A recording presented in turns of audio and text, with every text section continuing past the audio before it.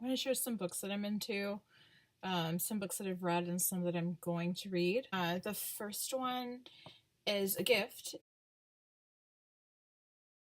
full of essential dreams, superstitions, unexplained phenomena, and the dark might of Latin American theology. Antonio Mares is 6 years old when Ultima comes to stay with his family in New Mexico. She is a curandera, one who cures with herbs and magic.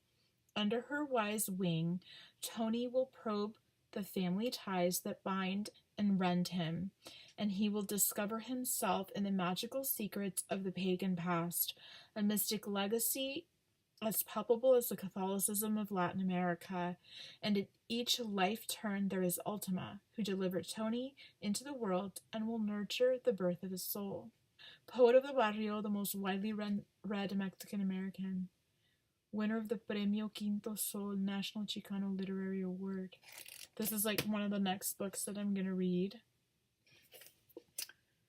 And then, let's see, another book that I like. This one I keep on the coffee table. It's a Kabbalistic book.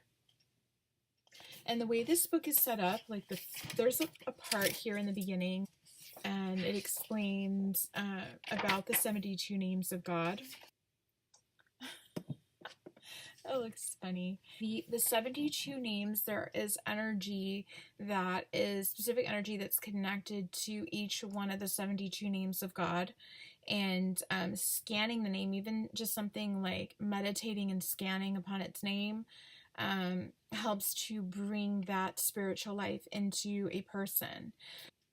Hebrew technology, it says if you flip through the pages ahead, I know what you're thinking. I can't read Hebrew. It doesn't matter, not in the least. This book is not about foreign languages or unfamiliar alphabets. First of all, the 72 names of God are not actual words. With a few exceptions, they are not pronounceable in any meaningful way. The particular configurations are devoid of literal meaning. They are sacred sequences activated visually. Second, the Hebrew word for letter actually means pulse or vibration. What's pulsating? What's vibrating? Energy. The flow of energy transfers directly to you when your eyes behold the shape of the names. When you meditate upon these various 3-letter sequences, a particular spiritual influence is transmitted directly to your soul. There's different ways to meditate, and this is one way to meditate. I like Kabbalistic meditations, and then I like Toltec meditation. So this is a really beautiful. Oh, okay, here's one. Like this one here is dream state. So according to Kabbalah, our physical universe is not all there is. In fact, our world of early morning coffee and traffic jams is just one of many dimensions. These other dimensions are accessible in different ways, one of which is through our dreams. Oh, interesting. Yeah, because that's, I think, kind of the theme of a lot of some of the books that I'm sharing. So I'm just going to read this one as an example. It says, when we fall asleep, the daily chains of physical existence that trap our souls and our bodies loosen. As we slumber, our souls become free to ascend into the spiritual atmosphere where they receive nourishment, power, and the occasional tune-up. During this nightly sojourn, our souls are in the realm beyond time and space. Past, present, and future become one. The full panorama of a human lifespan is displayed from birth to death. It says our souls catch sight of future events, both positive and negative. These glimpses are then filtered down to the body, where they take the form of dreams. Dreams contain both lies and truths. If we're spiritual, our dreams are predominantly truthful.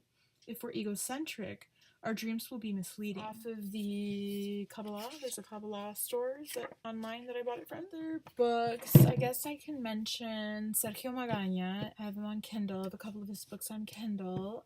I would say The Toltec Secret. And this is Sergio Magaña, Ocelocoyotl. There's a forward, intro, footprints on the earth, Nahualism, the ancient knowledge of dreams. This book talks about the Mexica people of ancient Mexico and their spiritual practices. The Native American spirituality and practices in that he talks about are is the dream part. The ancient Mexicans were master dreamers. To develop the systems that they've developed, I would say, are extremely advanced systems involving the conscious and unconscious mind. Anyone interested in things like lucid dreaming, meditation, and even planting dreams, like taking symbols. So they use, like, there's certain animals that represent certain types of medicine, certain types of things. Like, for example, the serpent represents healing. That's also the case in the Bible. I know in the Old Testament, there was a serpent that was on a stick, right? There was a serpent on a staff, and in order to be healed from that, they had to look up at the snake, and then they would be healed. And so the snake represents healing. That's also the case with the ancient Mexicans. The serpent represents healing. And so an example of one of the practices would be to go into a meditative state and then to plant these energies into the unconscious mind.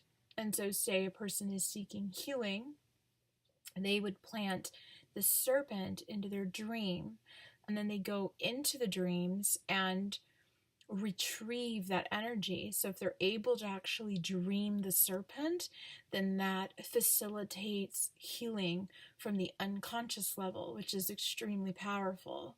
So that's one of the examples. Yeah, so they work with things like reflections and animals as representing certain energies and dreams and so on. And so this is a beautiful book for anyone interested in that. Let's see, there's different gods that represent different energies. Let's see, the beginning of the book, Nahuatl Mexica worldview is a fundamental pillar of intangible cultural heritage. So he talks about the ancient Mexicans. He's got the intro. Let me see if I can get maybe like a part of. So today I can assure you from my own experience that we are not what we eat nor what we think. We are what we dream. So dreaming is huge. He also talks about personal experiences.